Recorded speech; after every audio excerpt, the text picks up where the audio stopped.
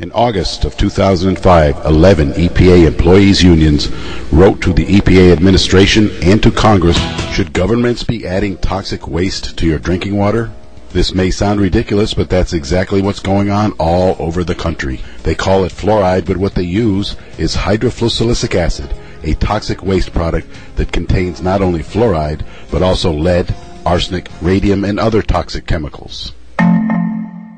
George Glasser showed me a list of all the contaminants in one of the articles he wrote, and I could not believe that we were actually dumping lead and arsenic and even radium, which is produced in the process of making this pollutant.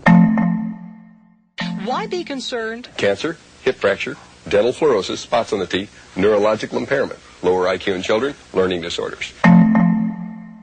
From what I understand, the pollutant is recovered from the smokestack scrubbers in the phosphate fertilizer industry, and it's very rich in fluoride, very toxic. The senior toxicologist for the EPA's Office of Water said that the cancer tests that had been done on fluoride, where laboratory animals were given fluoride, he said that those results had been gerrymandered. He said that fluoride given to rats had produced bone cancer and liver cancer, and that those results had been doctored to make it look as though fluoride hadn't caused as much cancer.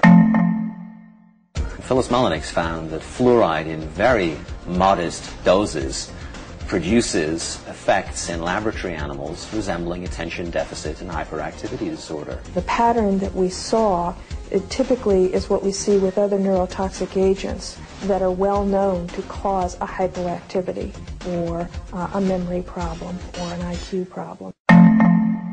Women over 65 who had hip fractures, and they obtained the data from every hospital in the United States. So we're talking about 560,000 women, and they have data on all of these, and they looked at where they came from and whether the water was fluoridated or not, and they found that the people, there was a much higher incidence of hip fractures where the water was fluoridated versus the places that didn't have fluoride in the water.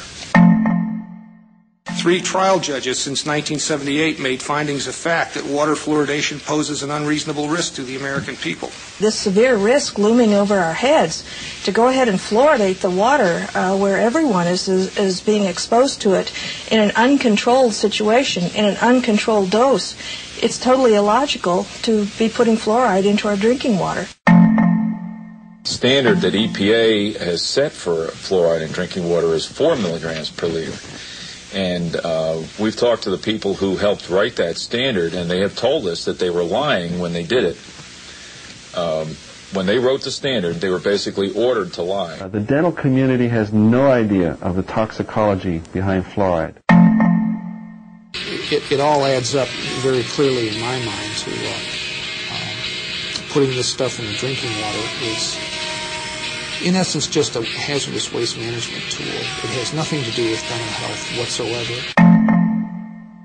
In August of 2005, 11 EPA employees unions wrote to the EPA administration and to Congress to proclaim fluoride as a human carcinogen, a cancer-causing agent. They request an end to fluoridation of water supplies in the United States.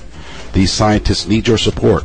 Contact your representatives and senators and ask them to support these scientists and ban fluoridation now.